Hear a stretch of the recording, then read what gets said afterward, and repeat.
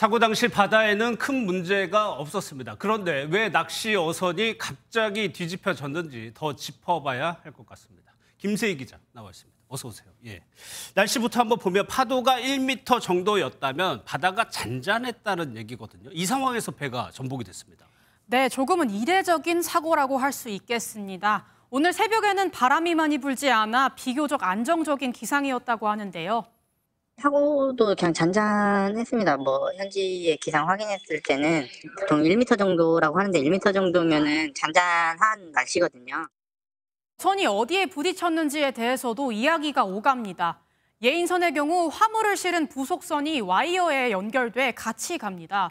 사고 어선이 예인선에 부딪혔는지 아니면 뒤에 묶인 부속선에 부딪혔는지 그 사이 연결 부분에 부딪혔는지 아직 밝혀지지 않았습니다. 현지 선장들의 이야기를 토대로 한번 가능성을 짚어보죠. 그러면 김 기자 얘기대로 배와 배 사이에 와이어에 걸렸을 가능성이 있다는 얘기죠. 네, 맞습니다. 가장 유력한 건 예인선과 부속선 사이를 이은 이 예인줄, 와이어에 걸린 겁니다. 해양경찰도 예인줄에 어선이 걸렸을 가능성을 높게 보고 있습니다. 게다가 어선의 경우 7.93톤이었지만 예인선은 그보다 약 17배나 큰 배거든요. 크기 차이도 꽤 있어 충돌 당시 어선의 충격이 상당히 컸을 것으로 추정됩니다. 그러니까 배 사이에 있는 와이어에 걸렸을 가능성인데 그런데 배에는 배 위치를 알려주는 GPS 장치가 탑재돼 있지 않나요? 그렇긴 합니다. 그런데 문제는 이게 GPS에 예인선이 끌고 가는 부속선이 잘 나타나지 않는다고 합니다. 아예 뜨지를 않는다고 하는데요. 배에는 레이더 반사기와 실시간 위치를 알 수 있는 GPS 이렇게 두 가지 기계가 있습니다. 레이더 반사기는 전파를 퍼뜨려 반사 범위 내의 물체를 인식할 수 있는데요. GPS는 위치만을 보여주는데 예인선은 그 자체만 표시될 뿐 뒤에 끌고 가는 부속선은 표시가 되지 않는다고 합니다. 배가 이게 뜨잖아. 이게 한쪽인지 두 쪽인지를 몰라요. 예인선 부속선들이 장비가 하나도 없어요. 밤에는 물체가 안 떠요.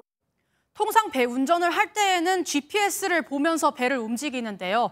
사고 당시에는 예인선이 세 척이나 해상에 있어 혼란이 가중됐을 것으로 보입니다.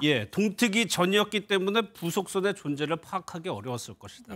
정확한 원인은 수사로 입증이 될 텐데 어선 인양이나 낚싯배 선장, 조사 어떻게 됩니까? 네, 해경은 우선 부딪힌 어선을 오늘이나 내일 중으로 인양할 계획입니다. 예인선도 계속 이동하고 있던 걸 멈춰 세워서 안전한 해상에서 수사를 진행할 예정인데요. 사고 어선 선장은 물속에서 승객들을 구조하다 폐에 물이 찼을 만큼 긴박하기도 했는데 지금은 다행히 말을 할 수 있는 상태라고 합니다. 해경은 해당 어선의 선장과 예인선의 선장, 부상자인 승객들을 안정이 취하는 대로 모두 불러서 정확한 사고 경위를 조사할 방침입니다. 배에 CCTV 등 카메라를 설치하는 것은 의무사항이 아니라 해당 선박들에는 없었던 것으로 알려졌고요. 해경은 레이더 관측 영상 등을 수집해 사고 원인 규명에 집중할 방침입니다. 정확한 원인은 좀 더 지켜봐야 할 것 같아요. 전국부 김세희 기자였습니다.